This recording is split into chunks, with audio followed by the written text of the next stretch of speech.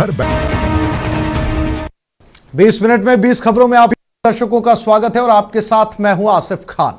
हम अगले 20 मिनट में आपको देश दुनिया की 20 ऐसी खबरें बताने वाले हैं जो इस वक्त ना केवल सुर्खियों में है बल्कि दिलचस्प और अहम भी है। तो शुरू करते हैं 20 मिनट में 20 खबरों का सिलसिला। सबसे पहले देखते हैं राजस्थान की कौन कौन सी खबरें इस वक्त अहम हैं। कांग्रेस पार्टी में एकजुटता न होने की बात कहने वाली प्रदेश बीजेपी अब अपनों का ही वार नहीं संभाल पा रही है। शायद तभी तो ये कयास लगाए जा रहे हैं कि पार्टी अब 2 गुटों में बंट गई है। विधानसभा चुनाव अभी 3.25 साल दूर हैं, लेकिन उससे पहले प्रदेश बीजेपी में सियासी घमासान तेज हो गया है। राज्य समर्थक नेताओं ने तो अभी से ही पूर्व मुख्यमंत्री के समर्थन में बयान देना भी शुरू कर दिया है, जिसकी वजह से मौजूदा वक्त में पार्टी में खलबली मच गई है। इसको तो हर आदमी बच्चा कहता है राजस्थान का कि भारतीय जनता पार्टी में राजस्थान की सर्वमान्य लीडर माननीय वसुंधरा जी हैं। आम आवाम वसुंधरा जी को चाहता है, इसलिए वसुंधरा जी की बात हो रही है। हमारे यहाँ कोई नेतृत्व का झगड़ा नहीं होता है, हमारे सब एकमुखी होकर के चलते हैं कि वसुंधरा जी हमारी सर्वमान्य नेता थी, वसुंधरा जी सर्वमान्य नेता है और सर्वमान्य नेता रहेगी। तो निश्चित रूप से जो राजस्थान में चुनाव होगा वो उन्हीं के नेतृत्व में लड़ा जाएगा और भावी मुख्यमंत्री वसुंधरा जी बनेगी। तेल की बढ़ती कीमतों पर भले ही गहलोत सरकार पर निशाना साधा जाता हो, लेकिन इसी मामले को लेकर अब कांग्रेस सड़कों पर उतरने जा रही है। आम आदमी को मोदी सरकार के खिलाफ लामबंद करने जा रही है। कांग्रेस सड़कों पर उतरेगी, हम लड़ेंगे और इन सब मुद्दों पर आपको जल्दी जयपुर में आंदोलन देखने को नजर आएगा। बार बार कहते हैं कि राजस्थान में वेट ज्यादा है। अरे भैया, राज्यों का हिस्सा तो आपने वैसे ही खत्म कर दिया। आपने पेट्रोल डीजल पर जो एक्साइज ड्यूटी है वो स्पेशल एक्साइज ड्यूटी लगा दी और आपने एडिशनल एक्साइज ड्यूटी लगा दी। तो स्पेशल एक्साइज ड्यूटीज में तो आपने ये कर दिया कि राज्यों का हिस्सा तो खत्म ही कर दिया। अभी वेट पे राज्य सरकार ने अशोक गहलोत जी ने छूट दी, उसका भी कोई मतलब नहीं निकला। लगातार बढ़ रहे पेट्रोल डीजल के दामों को लेकर मंत्री प्रताप सिंह खाचरियावास ने केंद्र सरकार पर करारा हमला करने में कोई कोर कसर नहीं छोड़ी। उन्होंने कहा कि केंद्र सरकार को महंगाई का अंजाम भुगतना होगा। देखिए, पेट्रोल डीजल और गैस सिलेंडर, इसमें आग लगी हुई है और ये तय कर लेना चाहिए, ये जो आग है ये हिंदुस्तान की मोदी सरकार के अंत का कारण बनेगी। रोडवेज कर्मचारी एकता जिंदाबाद जिंदाबाद जिंदाबाद। पट्टी नहीं चलेगी नहीं चलेगी नहीं चलेगी। अपने हक के लिए सड़कों पर उतरे ये वो रोडवेज के रिटायर्ड कर्मचारी हैं जिन्हें करीब 4.5 साल से सेवानिवृत्ति परिलाभों का भुगतान नहीं किया गया है। अगस्त 2016 में रिटायर हुए कर्मचारी आज भी अपने हक के पैसों को लेकर लड़ाई लड़ रहे हैं। राजधानी जयपुर में जल्द भुगतान करने की मांग को लेकर RSRTC रिटायर्ड एम्प्लॉइज एसोसिएशन के बैनर तले कर्मचारियों ने प्रदर्शन किया कि जो इनका भुगतान अगर 2016 से पेंडिंग है उसे तुरंत किया जाए। इस तरह की व्यवस्था की जाए कि रिटायर होते ही कर्मचारी को उसका भुगतान दिया जाए। RSRTC रिटायर एम्प्लॉयज एसोसिएशन के बैनर तले ये प्रदर्शन हो रहा है। एसोसिएशन के अध्यक्ष आनंद चौधरी हमारे साथ, उनसे जान लेते हैं कि क्या उनकी मांगे हैं। आनंद जी, किस तरह का प्रदर्शन आज प्रदेश भर में किया जा रहा है? आज इसका प्रदर्शन का उद्देश्य ये है कि हमारे जुलाई 16 के बाद रिटायर हुए कर्मचारियों को कोई भुगतान नहीं मिला है। इसके बारे में राज्य सरकार, रोडवेज प्रशासन बिल्कुल गंभीर नहीं है। हमारा एक ही नारा है, जब तक पूर्ण भुगतान नहीं तब तक विश्राम नहीं। 18 जनवरी से लोहिया गर्ल्स कॉलेज में क्लासें लगनी शुरू हो गई है, लेकिन हमारे यहाँ पर एक भी टीचर नहीं है, जिसके कारण हमारा अध्ययन कार्य प्रभावित हो रहा है। बिल्डिंग है, फर्नीचर है, क्लासरूम है, लेकिन पढ़ाने वाले शिक्षक नहीं है। चौंक गए। आपका चौंकना वाजिब भी है, क्योंकि प्रदेश में शायद ही कोई ऐसा कॉलेज होगा जहां शिक्षक नहीं होंगे, लेकिन चूरू के रतनगढ़ में ऐसा ही है। परेशान करने वाली ये हकीकत रतनगढ़ के लोहिया गर्ल्स कॉलेज की है। यहाँ प्रिंसिपल सहित करीब 10 व्याख्याताओं के पद स्वीकृत हैं, लेकिन फिलहाल एक भी टीचर नहीं है। एक अकाउंटेंट, 4 कर्मचारी और एक कंप्यूटर ऑपरेटर के भरोसे कॉलेज चल रहा है। और सुनिए, 15 से 26 फरवरी तक BA फर्स्ट और सेकंड ईयर के परीक्षा फॉर्म भी भरे जा रहे हैं। जाहिर है इसके बाद परीक्षाएं होंगी, ऐसे में सबसे बड़ा सवाल है कि सिलेबस को पूरा किए बगैर कैसे परीक्षाएं देंगी चूरू की बेटियां। परीक्षा फॉर्म भी भरे जा रहे हैं, लेकिन यहाँ पे एक भी टीचर नहीं होने के कारण हमारी पढ़ाई भी डिस्टर्ब हो रही है। यहाँ पे एक भी लेक्चर नहीं है। हत्या और रेप समेत कई मामलों में अपराधियों को सजा दिलाने के लिए डीएनए टेस्ट काफी जरूरी हो गया है। ऐसे में हर महीने जयपुर स्थित राज्य विधि विज्ञान प्रयोगशाला में डीएनए टेस्ट के लिए औसतन करीब 500 मामले पहुंचते हैं, लेकिन स्टाफ की कमी के कारण राज्य विधि विज्ञान प्रयोगशाला में डीएनए जांच का अम्माल लगता जा रहा है। जिस तादाद में मामले पहुंच रहे हैं उस तादाद में जांच पूरी नहीं हो पा रही है, जिसके कारण दोषियों को सजा दिलाने में भी लगातार देरी हो रही है। लेकिन अब डीएनए जांच में देरी नहीं होगी। गृह विभाग के प्रस्ताव पर चिकित्सा शिक्षा विभाग ने सैद्धांतिक मंजूरी दे दी है, जिसके तहत अब जयपुर के एसएमएस मेडिकल कॉलेज समेत जोधपुर और उदयपुर मेडिकल कॉलेज में भी जल्द ही डीएनए जांच शुरू हो पाएगी। चिकित्सा शिक्षा सचिव वैभव गालरिया के मुताबिक तीनों मेडिकल कॉलेज में मशीनरी उपलब्ध है, कुछ कमियां हैं, उसके लिए गृह विभाग बजट उपलब्ध कराएगा। कुछ उसमें एक्स्ट्रा मशीन्स और इक्विपमेंट्स की नीड होगी, कुछ हमारे पास ऑलरेडी हैं मेडिकल कॉलेजेस में, तो उसका एक डिटेल्ड स्टडी करके एक्स्ट्रा मशीन्स जो चाहिए उसके लिए बजटरी प्रोविजंस गृह विभाग के माध्यम से कराया जाएगा। उसके बाद में व्यवस्था उपलब्ध कराने के लिए हम आशान्वित हैं। अपने परिवार के साथ दफ्तरों के चक्कर काटने को मजबूर ये बूंदी के किशोराय पाटन इलाके में आशा सहयोगिनी हैं। क्या आपको ये आशा सहयोगिनी 60 साल की लगती हैं? नहीं ना, लेकिन महिला एवं बाल विकास का कारनामा देखिए। रेखा मेघवाल और सुमित्रा मीणा नाम की 2 आशा सहयोगिनी का विभाग के रिकॉर्ड में न सिर्फ गलत जन्म तिथि दर्ज की गई, बल्कि अब 60 की उम्र बताकर सेवानिवृत्त भी कर दिया गया है। अब हैरान परेशान आशा सहयोगिनी अपनी जन्म तिथि को ठीक कराने के लिए सबूतों को लेकर अधिकारियों से गुहार लगा रही हैं, लेकिन कोई सुनने वाला नहीं है। 1 साल से मैं परेशान हो रही हूँ और मेरे को 4 महीने का मानदेय भी नहीं दिया गया।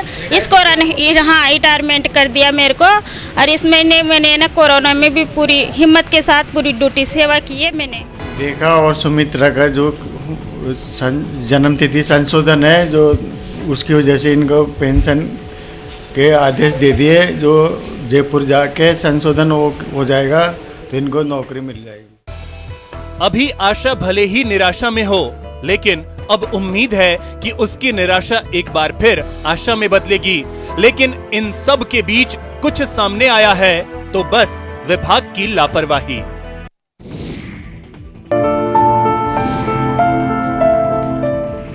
दिव्यांग बच्चों का खुला आसमान, ये एक मां के हौसले की उड़ान है। जी हां, ये चूरू की रहने वाली अंजू नेहरा हैं, जो अपने दिव्यांग बेटे की बेबसी को देखकर मायूस नहीं हुई, बल्कि बेटे की जिंदगी को संवारने के लिए मुंबई जाकर स्पेशल कोर्स किया और स्कूल खोलकर अपने बेटे के साथ कई दिव्यांग बच्चों को तालीम की रोशनी देकर जिंदगी संवारने में जुट गई। लेकिन अंजू की ये राह आसान नहीं थी। शुरुआत में स्कूल में 1-2 दिव्यांग बच्चों को ही परिजन भेजते थे, लेकिन अंजू ने हिम्मत नहीं हारी। दिव्यांग बच्चों को सहारा देती, हौसला बढ़ाती रही और आहिस्ता आहिस्ता दिव्यांग बच्चों से स्कूल गुलजार होता चला गया। 2 बच्चों से शुरू किया था और फिर चूरू में मोहल्ले में जाके सर्वे किया, वहाँ पे बच्चे शुरू हुए।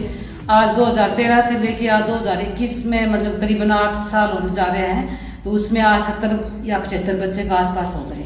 अधिकतर पेरेंट्स को तो ये नहीं पता था कि इन बच्चों की स्कूल भी होती है क्या, तो उनको जाके घर पे समझाया, फिर वो नहीं मानते थे, फिर बार जाके समझाया। फिर मैं 1 साल भर तो अपनी एक मतलब ऑटो से बच्चों के घर तक जाती थी, बच्चे को लेके आती थी, दोपहर में फिर बच्चे को घर छोड़ के आती। लाओ जोड़े का दुश्मन, पहले मैं टोलियां लूटा करता था, मगर जब से मोदी जी आए हैं, जब से मैं ईमानदार भूत हो गया हूँ, अब मैं खून नहीं पीता, अब मैं जूस पीता हूँ। इनकी आमद का सभी को इंतजार रहता था। क्या बच्चे क्या बूढ़े सभी इनकी राह देखते थे। इसके बाद फिल्मों ने इन्हें दरकिनार किया और फिर टीवी और मोबाइल ने पूरी तरह हाशिए पर धकेल दिया। जी हाँ, किसी जमाने में अलग अलग रूप धरकर लोगों का मनोरंजन करने वाले बहरूपिया अब बदहाली की मार झेल रहे हैं। कला धीरे धीरे खत्म होने की कगार पर पहुंच गई है। इसलिए अपनी कला से रोमांचित करने वाले कलाकारों के सामने रोजी रोटी का संकट खड़ा हो गया है। अब इन कलाकारों को समझ नहीं आ रहा कि वो अपना गुजर बसर करें तो कैसे करें। हमारा एक खानदानी काम है, जब ये फिल्म इंडस्ट्री भी नहीं थी उससे पहले के हम लोग शुरू से ही करते हुए हमारे बाप दादा बहरूपे का काम पा रहे हैं, मगर अब धीरे धीरे हमारी ये कल्पना है जो कहीं खत्म हो चुकी है। जी हाँ, तैयारियां जोरों पर है। आप आएंगे ना? धोरों में सजेगी महफिल, आप आएंगे ना? स्वर्ण नगरी दुल्हन की तरह सज रही है, आप आएंगे? जैसलमेर इंतजार कर रहा है, आप आएंगे ना? स्वर्ण नगरी में उस मेले की तैयारी हो रही है जिसकी पहचान देश प्रदेश ही नहीं विदेशों तक है।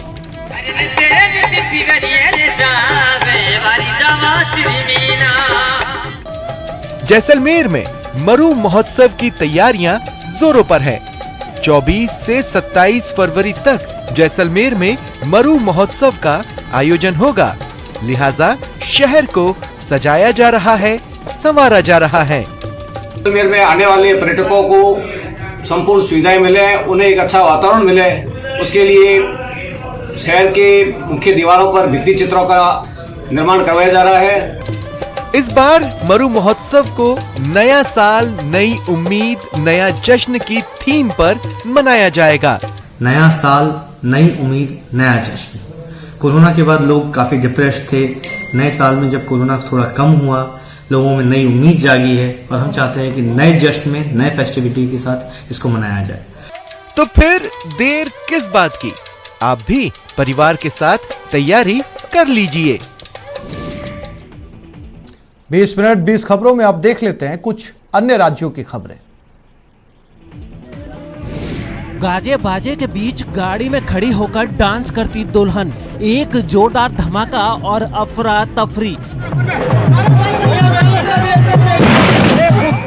विचलित कर देने वाली ये तस्वीरें यूपी के मुजफ्फरनगर से आई हैं। मुजफ्फरनगर NH 58 पर एक बैंक्वेट हॉल में मंगलवार को बहादुरपुर के अंकुल की बारात आई थी।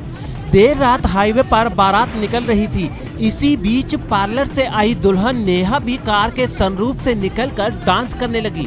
बाराती भी मस्ती में कार की खिड़कियों पर लटक गए। तभी तेज रफ्तार एक कार दुल्हन की कार को साइड मारते हुए बारातियों पर चढ़ गई,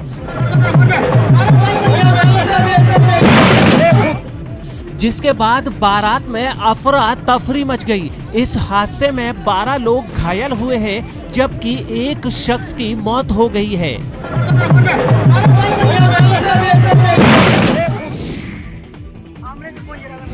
सड़क किनारे खड़ी कार और जान बचाने की कोशिश करता हमलावरों से जूझता लहूलुहान शख्स। दिल दहला देने वाली पिटाई की ये तस्वीरें तेलंगाना की हैं। पेदापल्ली जिले में एक वकील दंपति की हत्या का दिल दहला देने वाला मामला सामने आया है। मिली जानकारी के मुताबिक सीनियर वकील वामन राव और उनकी पत्नी नागमणि मंथनी कोर्ट में अपना काम पूरा करके हैदराबाद वापस जा रहे थे। इसी दौरान रामगिरी मंडल के कलवा चारला पेट्रोल पंप के पास कुछ लोगों ने उन पर हमला कर दिया। पुलिस के मुताबिक जिस कार में वे ट्रेवल कर रहे थे, पहले उसे जबरन रोका गया और फिर वकील वामन राव को कार से बाहर खींचकर उन पर धारदार हथियार से हमला कर दिया गया। चश्मदीद के मुताबिक वामन राव को बचाने की कोशिश करने वाली उनकी पत्नी नागमणि पर भी जानलेवा हमला किया गया। हमला इतना गंभीर था कि दोनों जिंदा अस्पताल तक भी नहीं पहुंच पाए और घायल अवस्था में दोनों ने एम्बुलेंस में रास्ते में ही दम तोड़ दिया।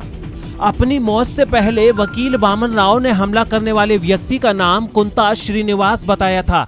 शुरुआती जानकारी में ये भी पता चला है कि वकील दंपति जनहित याचिकाएं दायर करते थे, जिसकी वजह से दोनों की कई लोगों से दुश्मनी हो गई थी।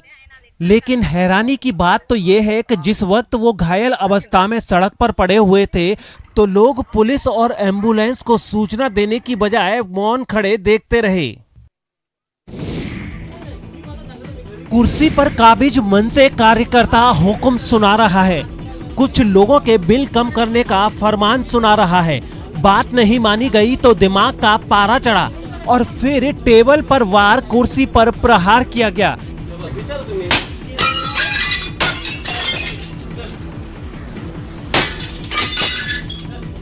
खिड़की और कंप्यूटर तक तोड़ डाले गए।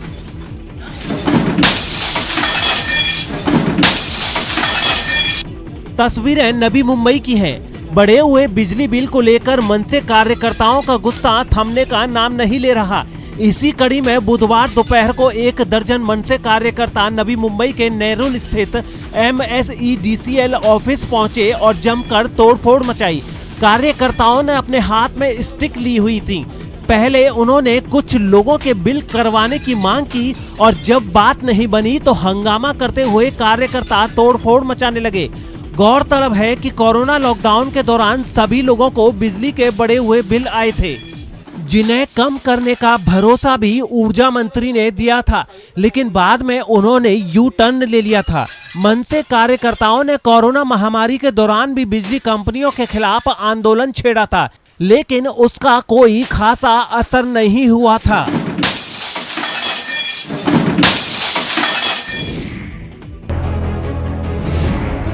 पटरी पर सरकती हुई ट्रेन आगे बढ़ रही है और पटरियों के बीच एक महिला दम साध कर पड़ी है। पता नहीं सांस लेने पर शरीर हिले डुले और वो मौत की चपेट में आ जाए, काल के गाल में समा जाए।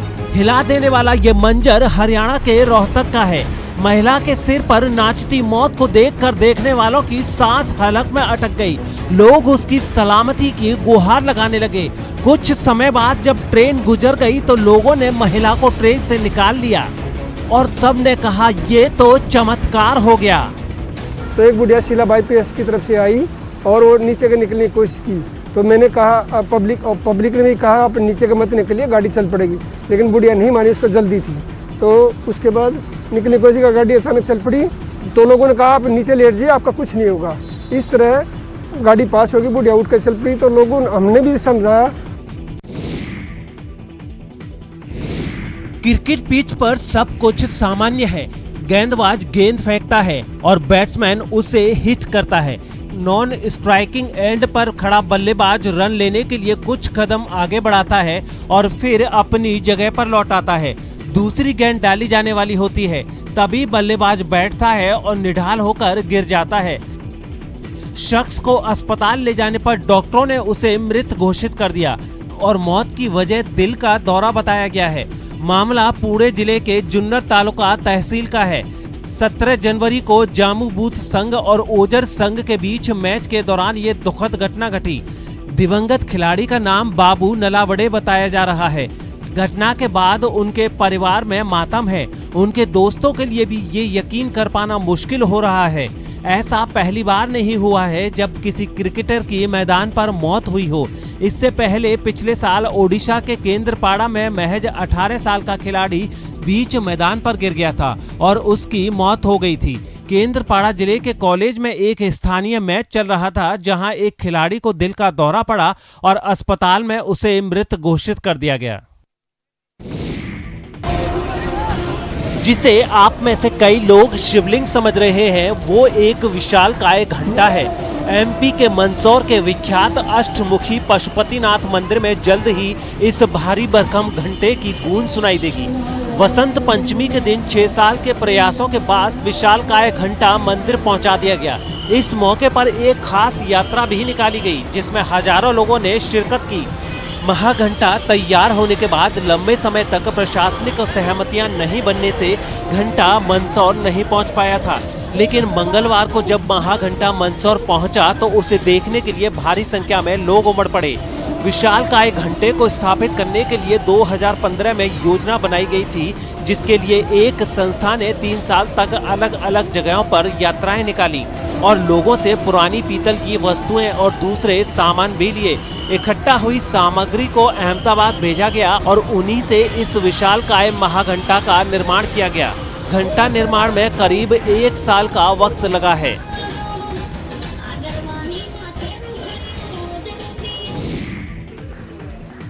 आमतौर पर शॉल और श्रीफल स्मृति चिन्ह से देश और समाज के नायकों का सत्कार किया जाता है, लेकिन सूरत में एक अनोखा सम्मान समारोह आयोजित किया गया, ऐसा जो अब तक अनदेखा था, अनसुना था। जी हाँ, सत्कार की ऐसी तस्वीर आपने शायद ही कभी देखी होगी जो सूरत से आई है। सूरत के एक निजी विद्यालय ने सेना अध्यक्ष मनोज मुकुंद नरवणे का 10,000 विशेष मास्क देकर सम्मानित किया।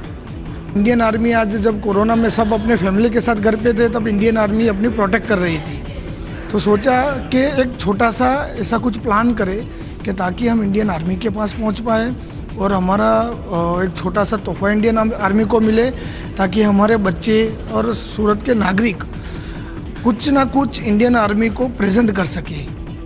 सचमुच ऐसे समय जब कोरोना की वजह से लोग अपने घरों से नहीं निकल रहे थे, तब भी हमारे जवान देश के सपूत अपने फर्ज को बखूबी अंजाम दे रहे थे। ऐसे में जवानों का ऐसा सम्मान तो बनता है।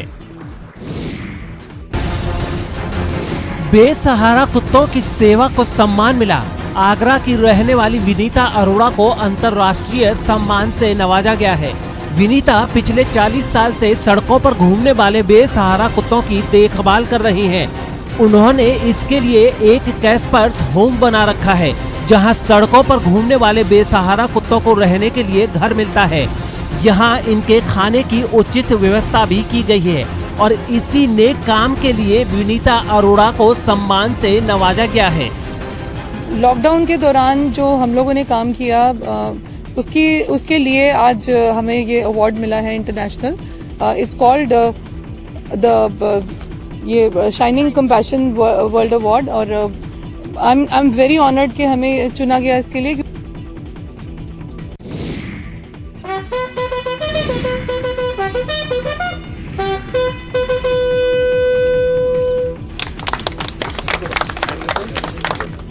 ये जतन इसलिए है कि हैदराबाद की आबो हवा सांस लेने लायक बनी रहे, शहर साफ सुथरा रहे और कार्बन डाइऑक्साइड हमें बेमौत न मार दे। शहर में हम लोग 10,000 से ज्यादा ट्री प्लांटेशन कर रहे हैं और इसमें हर पुलिस स्टेशन, हर एसीपी डिवीजन, एडिशनल पी और सीनियर ऑफिसर्स पार्टिसिपेट कर रहे हैं। सभी constable officers, home guard officers plantation कर रहे हैं।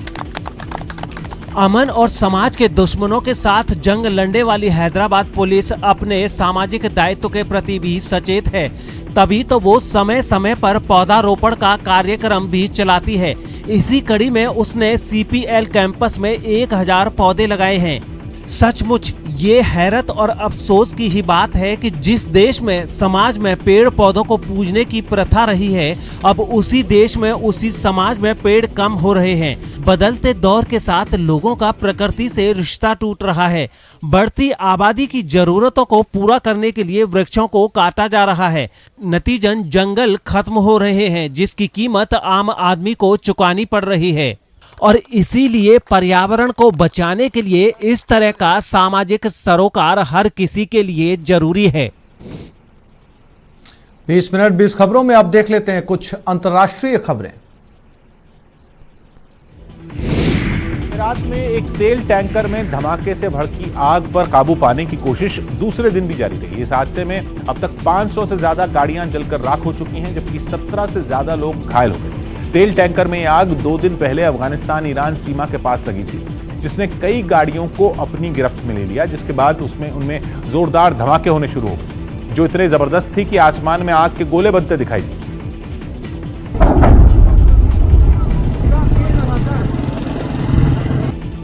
धमाकों की गूंज, आग की खतरनाक लपटें और काले धुएं के गुबार ने आसपास के लोगों को खौफ से भर दिया। अपनी जान बचाने के लिए वो वहां से सुरक्षित ठिकानों की ओर भागने लगे। شده و همچنان 17 تا از هموطنان به شدت دچار آتش سوزی شدن، مصدوم شدن. तेल टैंकर से भड़की इस आग ने पल भर में पूरे इलाके में तबाही मचा दी। در حدود بیش از 500 تانکر مواد نفتی در این فاجعه از بین رفته و بیش از 50 میلیون دلار घटना की जानकारी मिलते ही दमकल की कई टीमें आग बुझाने में जुट गईं। कई गाड़ियों में लगी आग को बुझा लिया गया, लेकिन वो दोबारा इस्तेमाल के लायक नहीं बची। भारी बर्फबारी से जूझ रहे रूस में लोगों की मुश्किलें दिन ब दिन बढ़ती जा रही हैं। कुछ दिन पहले आए बर्फीले तूफान ने राजधानी मॉस्को और आसपास के इलाकों में जमकर कहर ढाया, लेकिन कई दिन गुजरने के बाद भी वहां हालात जस के तस हैं। मॉस्को से जो तस्वीरें सामने आई उनमें तूफान की वजह से सड़कों पर बर्फ की कई फीट मोटी परत जमा दिखी और गाड़ियां तो बर्फ से छिपी गईं। इस मुश्किल से निपटने के लिए जगह जगह कई कर्मचारियों को बर्फ हटाने का काम सौंपा गया। सामने आई कुछ तस्वीरों में कुछ लोग एक इमारत पर चढ़कर बर्फ का ढेर हटाते नजर आए, जबकि कुछ फावड़ों और मशीनों से सड़कों को साफ करते दिखे।